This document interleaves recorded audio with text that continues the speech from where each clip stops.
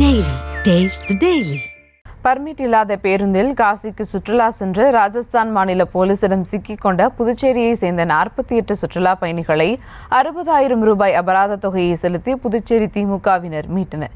இதுகுறித்த கூடுதல் விவரங்களோடு இணைகிறார் செய்தியாளர் கிருஷ்ணா. வணக்கம் கிருஷ்ணா, விவரங்கள்.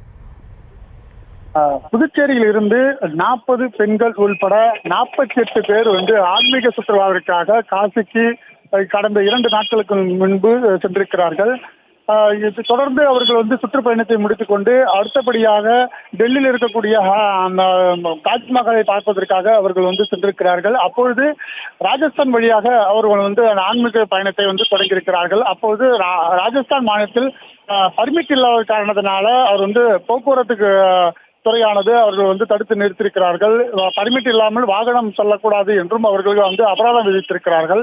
முதற்கட்டமாக குறைவான அபராதத்தை விதித்த அவர்கள் கடைசியில் 60,000 ரூபாய் அபராதம் கொடுத்தால் தான் பர்மிட் பஸ்ஸும் உங்களுடைய நீங்கள் செல்வதற்கு அனுமதிக்கப்படும் என அவர்கள் தெரிவித்ததை தொடர்ந்து காலை முதலே அவர்கள் எந்த ஒரு உணவுமின்றி தண்ணீரின்றி கடும் அவதிப்பட்டு வந்த நிலையில புதுச்சேரி அரசுக்கும் புதுச்சேரி இருக்கக்கூடிய காவல்துறைக்கும் அவர்கள் வீடியோ மூலமாக ஒரு கோரிக்கை கண்ணீர் மல்க கொடுத்திருக்கிறார்கள்.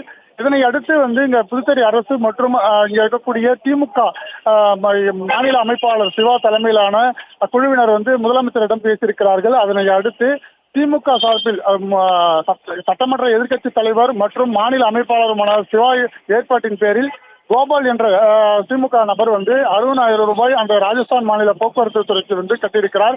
அதன் பிறகு அந்த ரசீதை பெற்ற பிறகு தற்பொழுது அந்த 48 பேரை கைதியாக பிடித்து வைத்திருந்தார்கள். அவர்களை தற்போது விடுவிக்கப்பட்டிருக்கிறார்கள். மேலும் அங்கிருந்து மீண்டும் அவங்க காசிக்கு செல்வதற்கான ஏற்பாடுகளை இங்க புதுச்சேரி திமுக செய்திருக்கிறார்கள். அது குறித்தான வீடியோவும் பதிவிட்டு தற்போது நன்றியும் தெரிவித்திருக்கிறார்கள். 48 பேரை ராஜஸ்தான் மாநில போக்குவரத்து காவல்துறையினர் பிடித்து வைத்திருந்த நிலையில தற்போது மீண்டும் அவர்கள் ஆன்மீக பயணத்தை தொடர்ந்திருக்கிறார்கள். விவரங்களுக்கு நன்றி கிருஷ்ணா. Taste the Daily.